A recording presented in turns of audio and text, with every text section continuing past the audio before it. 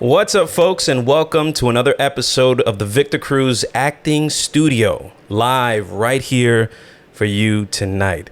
If this is the first time that we're meeting, welcome. Thank you so much for joining us. Tonight's guest is a very good friend of mine. I have known him for a very, very long time. He is a casting director and writer. He is a casting director who has casted a wide variety of different things, from national commercials to films to voiceovers for TV and radio. He's worked in both coasts, here in New York and out in Los Angeles. He's worked with directors such as David Fincher, Tony Scott, and John Singleton. Now, when he's not casting, he's directing plays. And when he's not directing plays, he's writing, producing, and directing his own films, including a film that he recently did called Three Kings, which made a major dent in the festival circuit. Without further ado, please welcome my good friend to our show tonight, Mr. David Bellatoni. David! Yes! Nice. Beautiful. Nice intro. Appreciate that. Yes, of course, of course. My man, how you doing? I'm good. Good to see you. You're looking well. You too, man. You look great. You look great. I love the hair. Day to day. Day to day. But yeah, the hair grows, you know. I love my local barbers, but I can't get in the door. You know, I tell you what, there are a lot of barbers out there working like it's prohibition. I swear, yes. they're working in the most obscure places. Like literally, if the cops come in, the clippers are falling through the walls. Like they have a whole system set up. That's right. 10 people running out the door. That's right. That's right. But honestly, you look great, man, because there's so many people during this quarantine that honestly, like, they've got like hair all over the place. They've got beards growing and hair popping out in all different areas. And I'm just like, the hair is okay, but you still have a blade in your house, right? You still got something to keep this in order. I guess they figure they're just letting it go. That's it. I'm not doing anything. I'm going to be in bed for 10 hours a day. That's it. I'll get out to eat some cereal, maybe talk to Victor Cruz for an hour, and then I'll go back to bed. That sounds great, man. That sounds great. All right, so we're going to get right into it.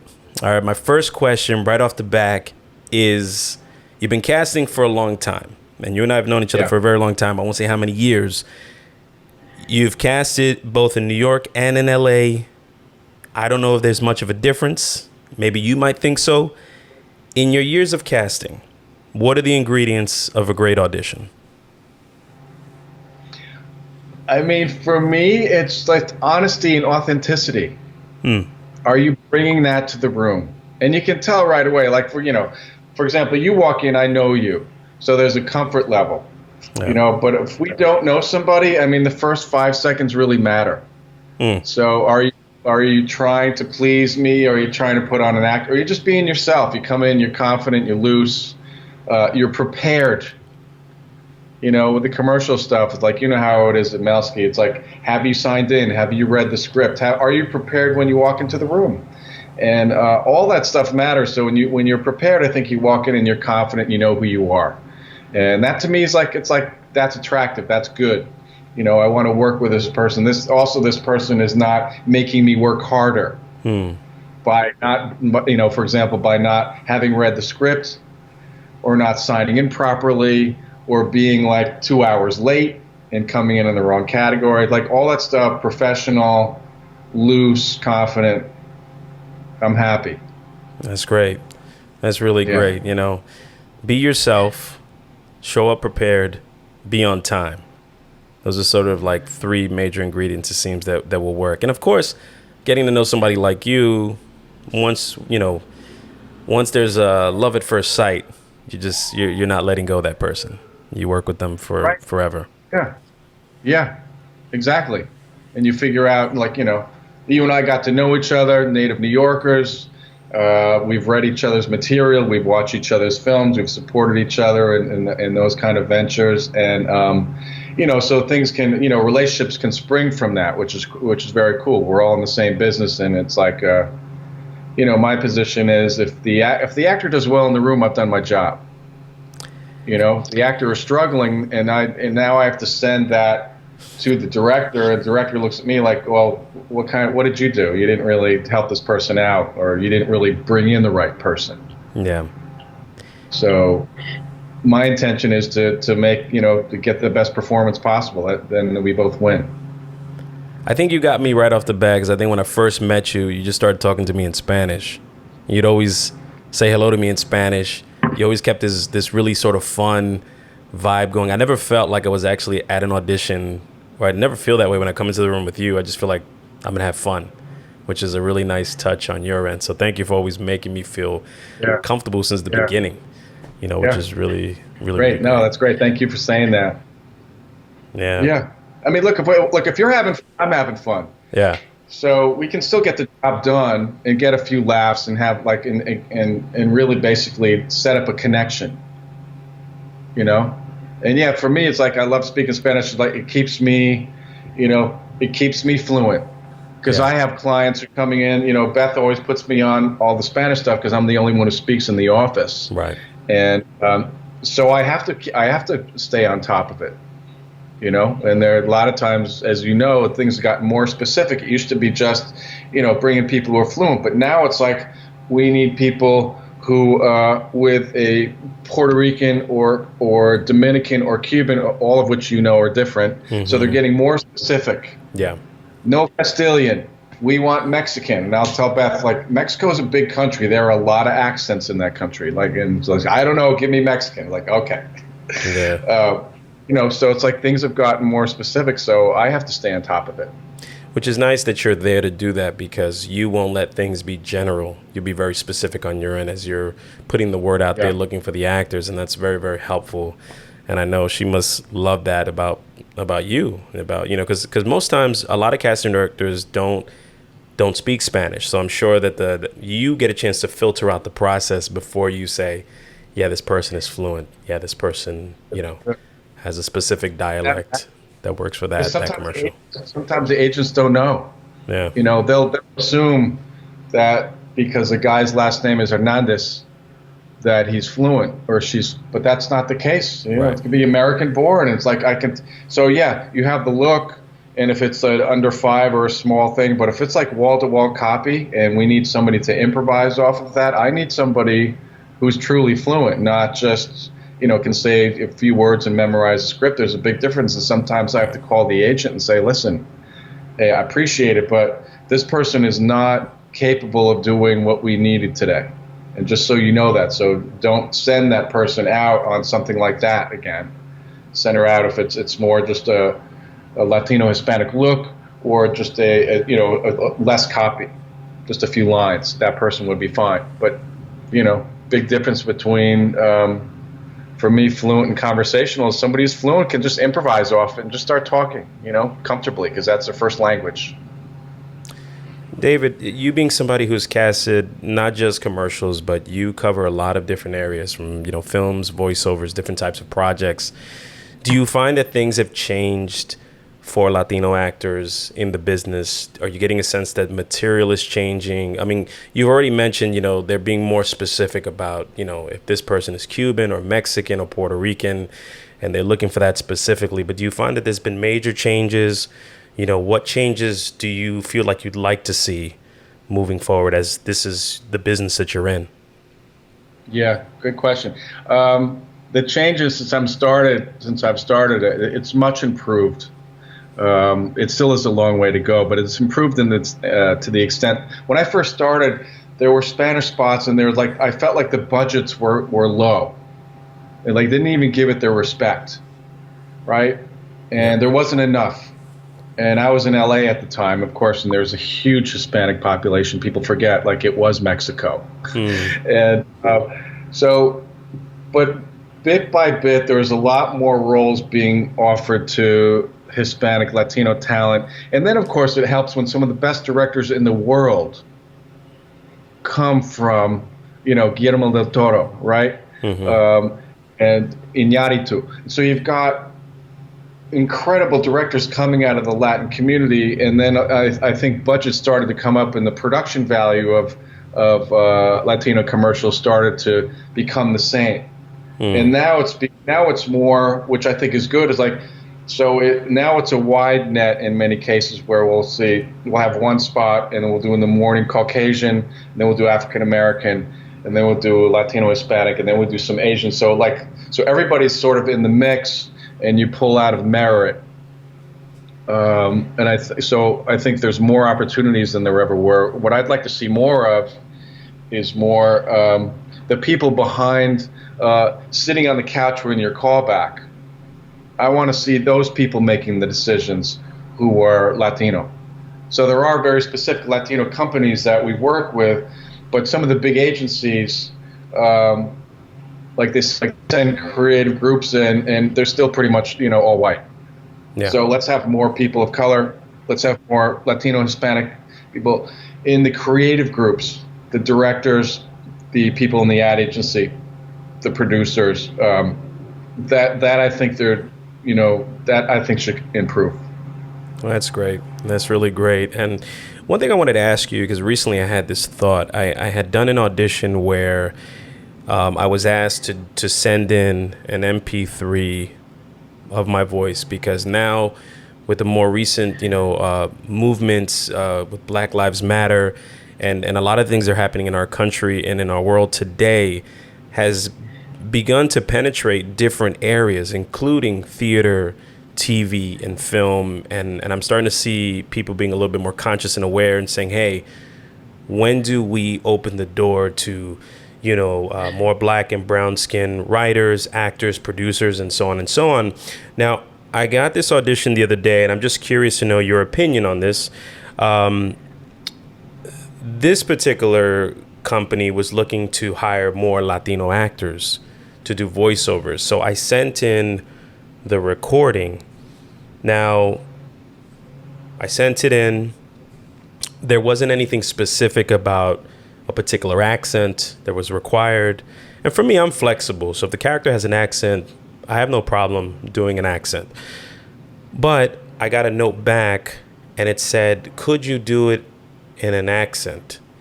And I started to think to myself, this is interesting, because you want to hire more Latino actors, but you need the voiceover to have a splash of accent just to tell the story audio to the people that this person is Latino. But there are so many Latinos in this country that don't have an accent, may speak fluent Spanish, but no accent. So if your goal is to hire more Latino actors, why does that component still become important to sell the idea? Just curious to know your take on it. Yeah, no, it's an interesting dilemma. And I guess because it's VO, it's true, because a lot of, like we were talking earlier, it's like you can have a Latino last name, but you're American. Mm-hmm. So you can have no accent. Right. You speak like everybody else, like a neutral American accent. Right. Right? Name is Juarez. You're American. Mm-hmm. And I think that's a part of, at the core of it, right? Where I think a lot of people who aren't familiar with that world are like, well, they're from somewhere else. Well, no, they're American. That's the whole point, right? So,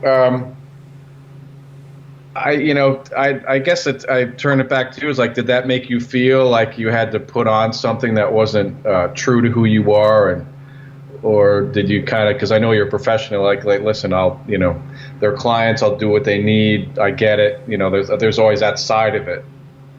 Yeah, no, for me, it was more so like, and it could very well be. I always keep myself open and flexible to the idea that the character may require an accent, that character is written that way. And I'm okay with that.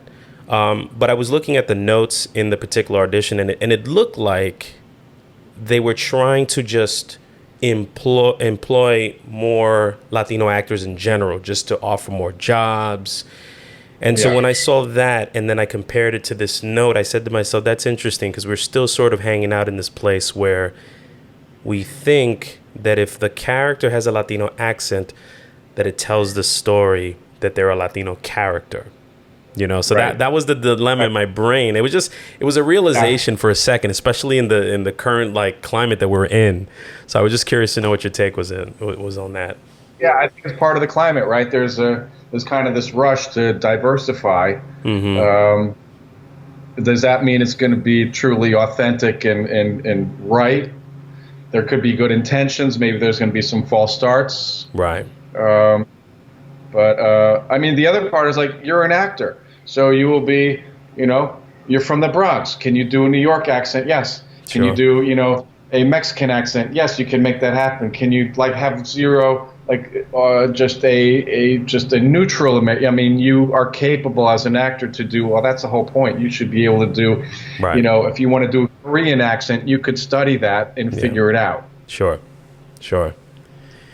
So, David, let me ask you this, man. Before you got into casting, did you know that you wanted to be in the entertainment business?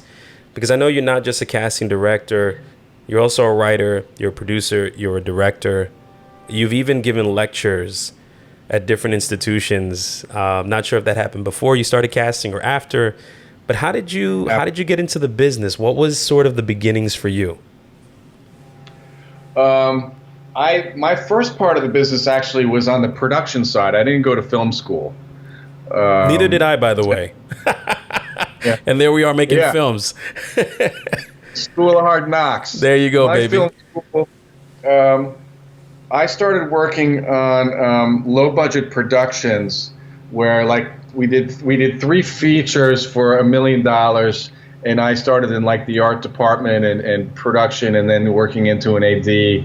But it was like we did these films in the East Village back when the East Village was all burned out, and we would do stuff like I was in the art department, so we would dumpster dive, literally finding props, going to local police stations, borrowing stuff, and we dressed and we prop sets for very little and worked like for 18 hours a day. And I just swallowed it all in, I just digested all that stuff, and I was young, and we were just it was like guerrilla filmmaking, right? Very raw and real, and it was a different New York back then, as you know. As a whole, so it all added to the whole thing. And then so I did some features, and then I really, I always wanted to do my own projects, and I got into commercials because commercials are a quick turnaround, as you know, right? So then I went to LA, and I started working in commercials, and how I got into casting was film sets can be very dangerous places, and I had a couple of injuries, and I had an injury where we were up on a mountain in Big Bear Lake, and a grip was setting up a silk to fly over the actors' heads to kind of diffuse the light, and he was holding this 2x4, like 12-foot 2x4. He lost control of it, and it came down and hit my head, and I got a concussion. Oh, wow. And so I had basically head trauma, brain trauma for months, and I was out. I was on workers' comp, the whole thing. You're like, you should sue. I'm like, I'm not going to sue. Nobody will ever hire me. It was an accident. He didn't mean to do it. This stuff happens, right? Yeah. So, working on a crew like anything else, like their lists that producers have. Well, I got off that list because I couldn't work. So when I came back in, I was ready to get, it was like 8 months, and it was scary because I wasn't sure, I had really bad symptoms. And so when I got back in, I was like, what should I do? And I was working on a script with a friend of mine. He said, you know what, a really close friend of mine is a studio manager at a casting facility called Chelsea in North Hollywood. Why don't you meet him? Great. I went and met Mitch. Mitch was fabulous. It was great. And I'm thinking, I'm so used to like 4 a.m. calls, castings, like, wow, I get there at 9:30, I leave at 6, not too bad. So that kind of, I started working at Chelsea and meeting different casting directors and starting working as like a camera op and like helping out at the studio and working as an assistant. And that kind of got me started. So that was I kind of like stepped into it. That's great. It wasn't like this lifelong dream, but I was already working a lot as an AD at that time before I got injured. So I was working with actors on set. And then I was like, I kind of like, I like this. I like working with other creative people and getting the best performance out of them. That's really great. And one thing I love about you is that though you found yourself in the casting world, that didn't stop you from being creative and doing things like writing, directing, producing. That seems to be a part of who you are. And also you teach. I've seen you, like, you're working at the casting office, but you're teaching. Now, let me ask you this. How many years between when you sort of dived into the world of casting before you end up working at Beth Melsky's office? I was in LA for 10 years before I started at Beth's. Got it. Yeah. So it's been over 20. Wow. All in. And I've been and then in teaching, I've been doing that for probably close to that too. Because to me, directing, I know you do the same thing. You direct and you teach, but so to me, I see a parallel, right? A lot of directing is teaching. Trying to get the coaching and getting the actor to the right place and making decisions. Teaching in some ways is really great. I don't have to worry about all the administrative oversight with casting when directors are not happy with what we did, or there's some sort of technical glitch. I go to Pace or some of the other places where I teach one-on-one. It's like I go and I teach and I walk away. That's it. So my buddy, I have someone here, my buddy George Urban Hibaro Torres, who has asked a question. He says, and you might have answered some of this early on, but just in case, he says, what are 3 things you wish actors knew before they walked into an audition with you? One is we're on your side. The second thing is, like talked about before, be prepared. Be prepared with the script and all the sign-in things and that. Another key thing is understand how important it is to keep your schedule properly. That you understand what your schedule is. In other words, if you go for an audition and then you go into a callback, you need to know when it shoots. And then if you're available for that shoot, because if you go to the callback and all of a sudden you forgot that your brother was supposed to get married on the day of the shoot, right? That's a problem for us. Yeah. You can't just book out. That's something that Beth rightfully freaks out about, because that makes us look bad. We can't show a director somebody that he or she's going to fall in love with and then say, oh, by the way, you can't have them. That comes back to us. We yell at the agent agent yells at the actor. So that stuff's really important. Just be, I tell actors, like, you're kind of like an entrepreneur. And that part of you, like, you can't assume that your manager and your agent is going to know all the different things in your schedule. You got to manage everything yourself. You have to be in control. Yep. You got to be responsible. And so the real pros like yourself, you come in and, like, we know Victor's going to be buttoned up. We know Victor is not going to be, it's one thing if you, if there's a family emergency, of course, that's a whole other situation. But if you have something like, that you knew was going to happen, and then you decide, you're going to blow off the job. And it's like, well, is this a career and a dream, or is it a hobby? That's a very good question. Let me ask you this, because I've been thinking about this for the longest. Since I started doing this, since I started going in for commercial auditions, why is it that I always felt, I'm used to it now. I'm totally used to it. It is like part of my life now. But I find that commercial auditions always feel like they're at the last minute. Like you get the call the night before sometimes, or even the day of. And the feeling is like you have to be there at 2:30 or else. It's like you just called me and it's 1 p.m. So it feels like that sometimes. So I was just curious, why is it always such at the last minute, these decisions of, once in a while you get it in advance, but for some reason I'm just like, this is the only part of this business where everything feels like right now.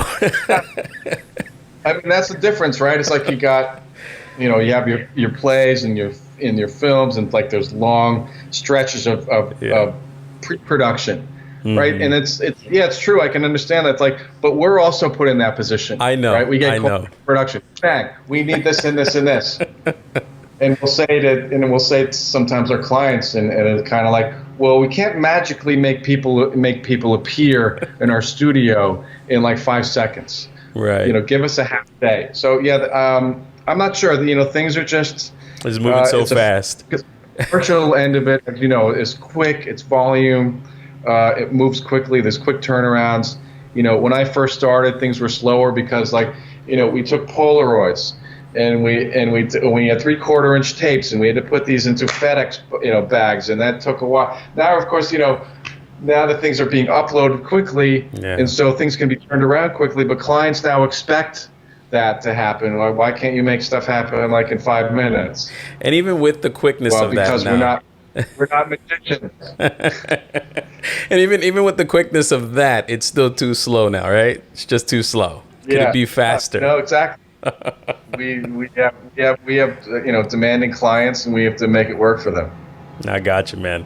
I got you. Like I said, it's a culture that I'm so used to now. I mean, I don't question it. It's just part of what it is. And in the beginning, I just say, oh my God, these things are so last minute, just like boom. But it is what it is. And honestly, I've booked some really awesome commercials, even at your office. Many awesome commercials that sometimes being in one commercial told other agencies, that's the guy we got to cast for this commercial. So, right. It's like sort of this like pinball action or pong with success once you start doing them. So, yeah, no question about it, right? Success breeds more of it. Even getting just a callback, it's like he comes in, I see Victor, I love that guy. He might not be right for this, but I'm going to keep him in mind for other things down the road. So I got an actor here, Bilinio Villablanca. He says he took your commercial class. He said took your class years ago, and he recommends your class to folks. He said both of us are two good guys. George Torres is asking, how important is the social media presence for studios these days? What's your take on that? Quick shout out to Plinio. He's definitely a success story. Always enjoyed, but I think through my class he got an agent, and we brought him in on a number of occasions, and so that's been a great thing to get people from my classes into the circuit. That's amazing. What was George's question? Sorry. No, it's fine. So George was just asking, like, how important is social media presence for studios these days? In your experience, how important is it? It is important. Just it's great to have your Instagram followers and that kind of thing, and that there have definitely been jobs that they have asked us for influencers, right? So build that up, but also be extremely careful with your social media, because clients, like on the verge of a callback, will start to comb through all these things to make sure there's nothing really unusual. In some cases, like they're doing social media background checks now. So that stuff is important. Also really important not to post stuff about your auditions, right? Because a lot of times you're signing NDAs now. So really just be very careful about, hey, I was just, at Envision and doing the Verizon. Do not do that. You could post like, hey, I feel really, something really vague, I feel really good about my audition today, something like that. That's fine. But you can't talk about where you were, what the product was. It's just like, that's a big no-no. So be very careful about doing that, and just be smart about your social media. That on the commercial end, we've got clients, and they're more on the conservative side. And you got your Procter and Gamble's and that kind of thing. So they want to make sure that somebody's representing the brand, and so they'll definitely do their diligence in terms of background, and they'll look at the social media, and here he is, and some why is this guy in Pornhub? Maybe that's not good for our brand, So they'll check stuff out, Right. So just yes, build it up, but be careful. Gotcha. So, David, during all of this stuff that you do, you find time to write. Did you start writing even before you were doing production work? Did it come after? When did you start writing? And then when did it really take off for you? Yeah, I started writing early, definitely. Production was a way to like give me time to work on my own stuff. So I'm self-taught. I mean, I did take a lot of creative writing courses in school, but I'm self-taught as far as formatting a screenplay and for plays as well. And so that happened early, and to me it was like, production, it was a good yin and yang because, production and casting, you get tons of people all around you, a lot of action. Writing's very solitary. Yeah. So it's nice to have that balance, and it started to move for me actually because I started actually writing like stories and then screenplays, but as you know, like getting a feature screenplay made is very difficult because of the money. Yeah. You and I don't come from trust funds, so we have to ask other people for money. So when I started realized, I started doing theater, writing for plays, and it's so much easier to get something up on stage. And to me, it's like that's when I've always fallen in love with dialogue and the rhythm of that and the characters back and forth. So actually some of my first productions were in Los Angeles, and then I came back here and got involved with Paul Michael's theater company. Mm-hmm. So we had festivals and we had things going on every year, and so that part was really good because then you have a deadline. We need to get your materials in, and then I just became, I started directing all of my own stuff, and that was also great because I firmly believe, because of my casting. If the writing is good, I mean, the casting is like 75% of the production. If it's a character-based thing, if you have your cast right, it's just, it's not like it's going to be flawless all the way through. But if you choose the right actor, it gels and it makes everything just so much better. So I pay really big attention to that, and I don't know. For me, the combination of working with an actor in rehearsal on something that you've written and have the actor coming back and making it better, there's nothing that's the best. That collaboration where this is a collaborative thing that we do. We're not painters, right? We're not novelists, everything alone. We work with a ton of other people, so you get the right actors around, you get the ideas flowing, and all of a sudden, if everybody makes it about the work and not about themselves. That's great. And being a casting director, you're surrounded by so many, so much great talent. So I'm sure picking up that phone and say, hey, would you do a reading? Hey, would you, be a part of this film or come in for an audition? I mean, you've got a whole list of people you can call. Yeah. Which is great. Exactly. Very cool. It's a wealth. I found in LA that could be a challenge for theater because I knew so many really great actors, but they were, I've cast them in, some smaller theater productions, and then they book out. I would have to cast 3 deep because my first choices would book out because they're like, well, they're doing an episodic this week and they got offered and they're going to make $60,000 compared to a small production. Yeah. And I had to be like, listen, I understand. Yeah. When you cast busy people, the scheduling can be, challenging.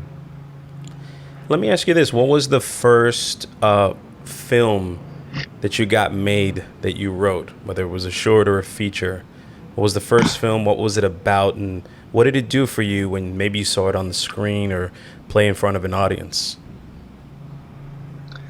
Well, the first films I put together was something called The Matchstick Man, and that was basically I was working with a partner, and it was based on a true story about a Welsh boxer who was so thin they called him the Matchstick, and he made it all the way to the World Championship in Los Angeles. And so we put together a really nice. We didn't shoot it, but it's something that we put together, me and my writing partner, and it got some sort of award at the DGA, or way back in '05. But that was really cool to see that. And of course, it was really more about being like a proof of concept for the feature film we were trying to set up. But that was really cool.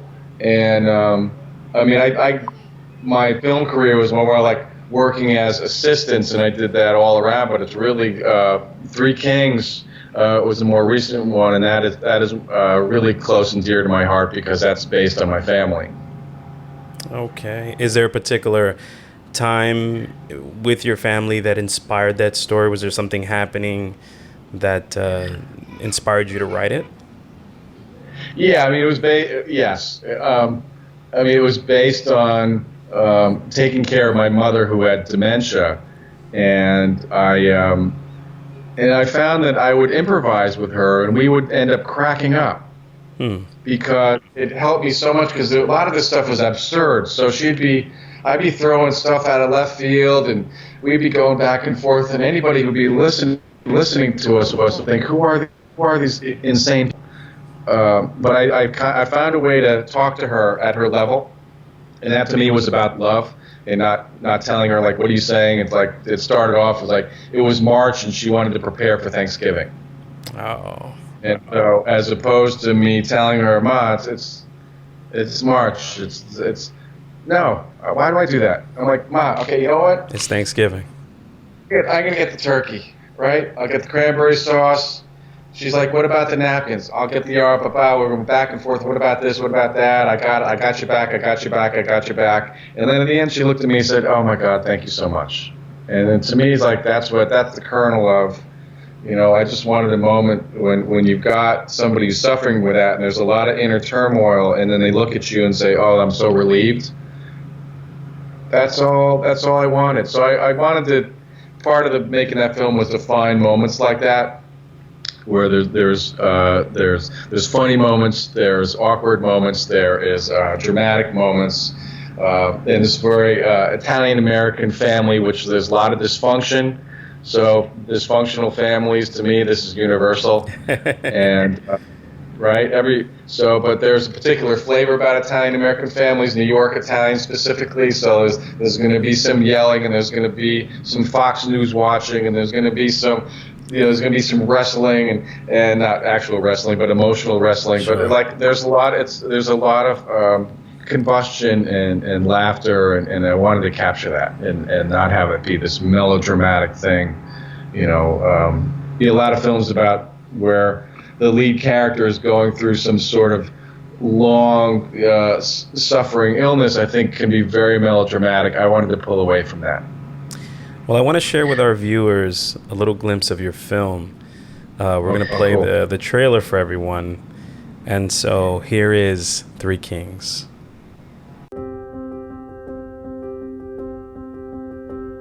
What time is it? They're late. They're always late. Thank you. You all right, Mom? What a beautiful night. Yeah. It is a beautiful night. June, you look great. Happy Thanksgiving, everybody. Happy Thanksgiving. Here we go. My sister with the head in the clouds. June. Who am I? Can you say my name?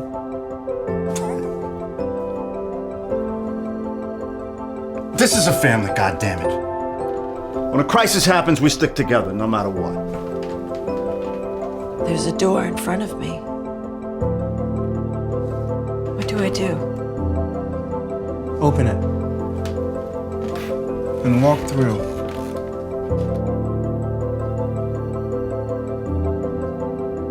I can see the Three Kings.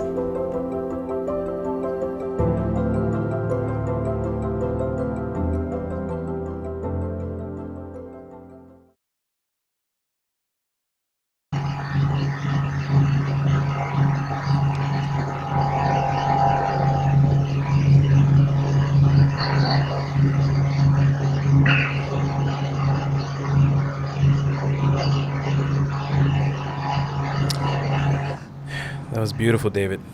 Beautiful. I'm sitting here and I'm getting emotional watching it, and I think because when you share your story about what you were trying to do here, and then you see it in the movie, it's just beautiful. Thank you for sharing that, and for being courageous to share that piece of your relationship with your mom. I can't even imagine. So I just want to say congratulations on the success of this project. Thank you. Yeah, Yeah. appreciate that. I couldn't see it, but I could hear it, and it still affects me. Yeah. That's what we do. There, we share stuff that sometimes is vulnerable to us, and then if it reaches somebody else, then it's beautiful. Yeah, and I wanted to ask you, is this a short film? Is this a feature? And I guess So where can people I see hope, it? so this I hope I'm trying to turn this into my Bronx Tale. Great. In other words, so it started as a play, right? Now it's short. Now I've written a feature, so I'm trying to set up the feature.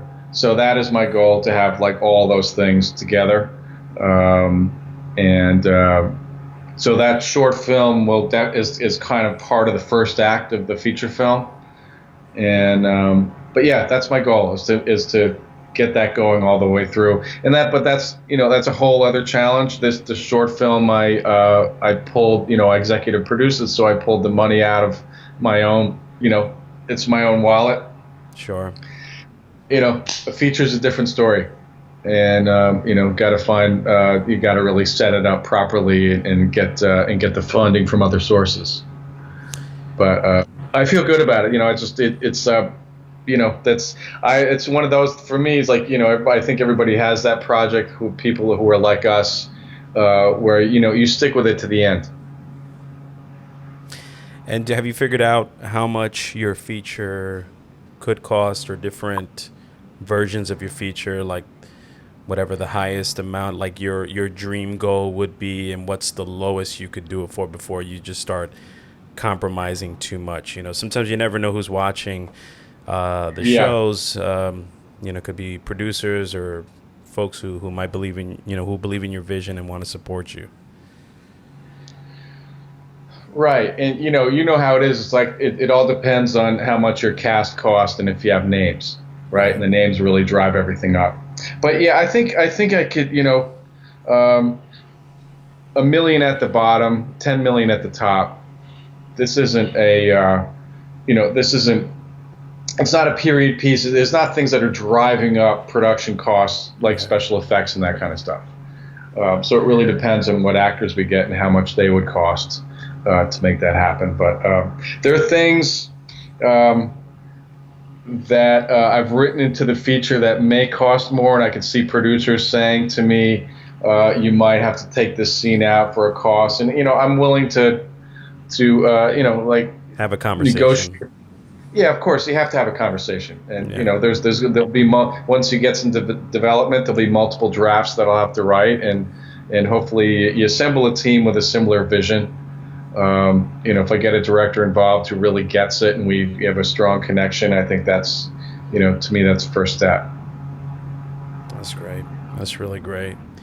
Let me ask you something, David. As you're developing these different projects, because I know that there are a lot of folks out there who are writers or who are just starting out, if you don't mind sharing, what were some of the tribulations or fears or insecurities that you may have experienced when you first started, or things that popped up along the way, and how did you deal with those different things that did come up? Yeah, good question. I think when I was younger, I think I tried too hard. I think similar with actors. When young actors push, sometimes young writers, they want to get a point across, and then you read the script and it looks like, you don't want to be lectured to. You want to kind of go along with the story and be with the journey. And to me, it's about, are you interested in the characters, whether they are whether they're not the greatest people in the world or you love them? To me, do you have empathy? Can you have some sort of understanding? Is there a movement? Is there an arc to it?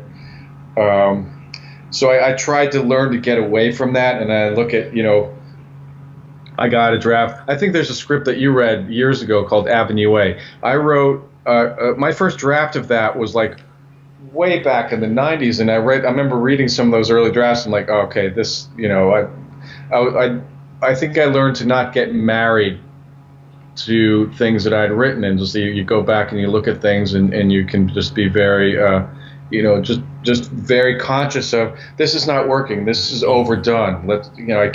I keep finding myself pushing back, letting actors do it. I think that really helps. And I think one quick experience I had was one of the first plays that I wrote.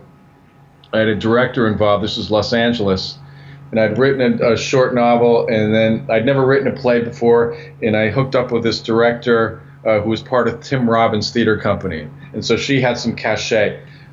She was like, "This would be great. Let's write you should write a play." Directing to the company. So we had some meetings. So I wrote a couple of drafts of the play, and then we had meetings as writer and director.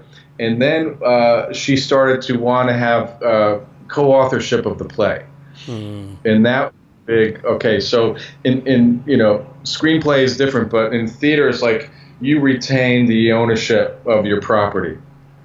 So I called, what I did was I called the Dramatists Guild, which is like WGA for playwrights, and I realized like this was like a power play. Like she wanted to have her name attached to the script all the way through. A play director directs a play, and then they go away, and then the play lives on, and it's really about the author. So the author's king. They make no money, but the author's king. So I called the Dramatists Guild, and I said, okay, so I had a couple of meetings with this director. She's demanding that she gets co-writing credit. And I'll never forget what the person on the other end who represented the union said to me. He said, "Absolutely not, fire her." Wow. And so then I kind of made that happen. And then I took the play to a local theater company in Los Angeles, and then we put it up, and it ran for 6 weeks and got extended for 2 more. Wow. That's great. Yeah. And did you end up directing the play at that point, or did you find another director? I got another director because I brought it to that theater company, so I wasn't a member of that company. So they were like, okay, we can't have both the writer and the director be not a member. So I sort of became a member, but this other director and I were great. I liked what he added to it, and I think he got it. And there wasn't any more of like, we're going to try and get co-writing credit. So it was, the second time around was a success. But I had to sort of stand up for myself, get proper help from the professionals like in the union, and they gave me the right advice, and then I moved on. That's great. Yeah. Let me ask you something, David. Out of all these different hats that you've worn, from working in production, working in the art department, to casting director, producer, writer, director, professor, giving lectures, what would you say is the one that you enjoy the most?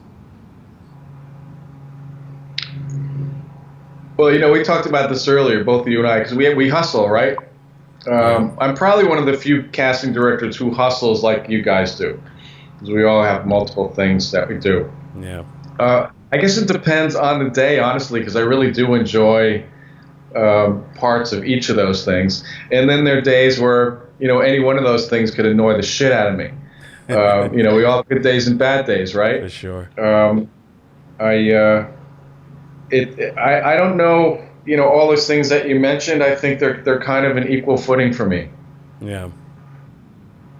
They all kind of feed each other in a way, Like the people that I meet in casting, for example, I met a guy in class because I'm doing post on another film right now. I'm just about to finish up, and there was a guy who I met in a class, and he did a few spots for me, but there was something about him, and then I cast him in the film. Wow. So it's just so they feed into each other. That's great. And before we wrap up our interview today, is there any advice you can give to actors? I mean, you've given some great advice already, especially at the top of this interview. But things to think about.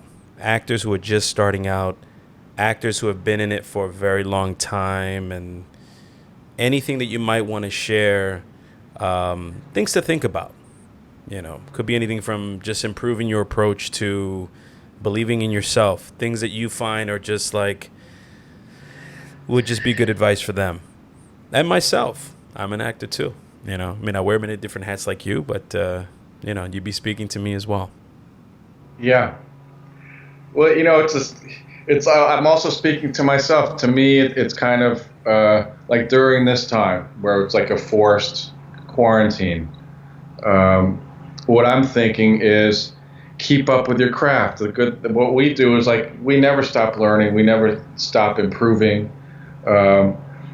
Keep moving, keep creating, keep believing, keep producing and creating. It's just so like just really be perseverant, and not to be overly just depressed about about obstacles that might go in your way. Right? There's going to be things that trip us up. Keep pushing forward. Find a way to push forward. Like use this time, because to me, it's like this is as stressful as it is to have, the virus as it attacked New York City, and you probably know, and I know a number of people who didn't make it, and I mourn them for their families. There's some actors that probably you and I know, and then with everything else going on politically, so it's like, it's easy to get all torn up about that, and I think there's time to do that, but there's a lot of free time now to use some of that stuff. To be grateful, for example, that it's like life is very fleeting. It's like let's appreciate it. Like it's short. Let's make the most of it.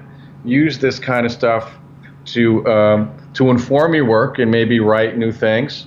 Write new things that are more diverse. Get more people involved. I was recently, for example, I was asked by someone if I knew of agencies and production companies that are mostly African American or Latino, and so I was like going back and forth and providing information, because to me that's what needs to change. Because it's a lot better for actors now, but the people making the decisions, that has to change. Right. So yeah, just trying to look, the up days and down days, but persevere, persevere and believe. And David, if folks want to reach out to you, if they want to connect with you, if they want to take anything from private lessons with you or classes, once things hopefully start to clear up and you can teach classes again in person, if folks want to connect with you, what's the best way to do it? You can do my business email is dbellatoni@gmail.com. You can probably post that. Yeah, I'll put that in the information right above this video. I'm actually redoing. I'm redoing. One of the things I'm doing right now is restructuring my website. So a lot of that stuff, I have a site that's ancient. So right now, because there's time, redoing it and bringing it up to date. So there'll be more information on that. But for the near term, you can just go to that email. That's great. Well, David, thank you so much for hanging out with me tonight. This is something I know we've been trying to figure out when to do and what was the best time to do. And, we've been so busy in the past, but, just want you to know you're one of those folks that I just love in this business. I think your approach is so humble and warm and no nonsense, straightforward, but just very kind. And I just want to say thank you for everything that you've been to me throughout my entire career, and everything that you will be for those folks that haven't met you yet. They'll meet you when they walk into that room. Nice. It's a pleasure, Victor. I'm glad we could do this. Yeah, same here. Send me some new stuff that you've been doing, too. I want to know about that. Yeah, for sure. I've recently started working on this animated series, which every Thursday I release a new episode, and it's a lot of fun. I don't know if you've gotten a chance to see it yet, but I'll send it your way. Yeah, is it on YouTube, Vimeo? What is it? Where is it? Yeah, if you go to YouTube and type in the name Tita, Tita, you'll find her. You'll find her. Got it. And it'll say Victor Cruz Films. You'll know that there's the connection. But she's a lot of fun. Nice. Good for you. Yeah, I look forward to seeing that. And same to you. Like I admire your perseverance and the amount of production that you get that you do in your work. You're always working on something and pushing forward. Yeah, thank you, David. Thank you, David. All righty. All right. Well, I'll talk to you soon. Take care. Much love and blessings. Stay safe out there. And yeah, man, I look forward to coming into the room and working with you again. So, okay, yeah, we'll keep praying for things to start to clear up. God willing soon, man. Fuerte abrazo. All right, papi. Hablamos. All right. Nos vemos. Nos vemos.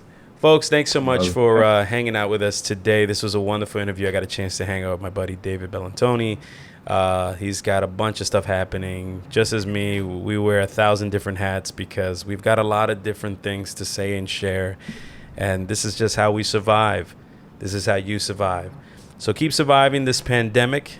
Keep staying positive. We'll be back here next Tuesday with another live interview here at 8:30 Eastern time, right here on this Facebook page at facebook.com/Victor Laughs. Take care. Be good. I'll see you soon.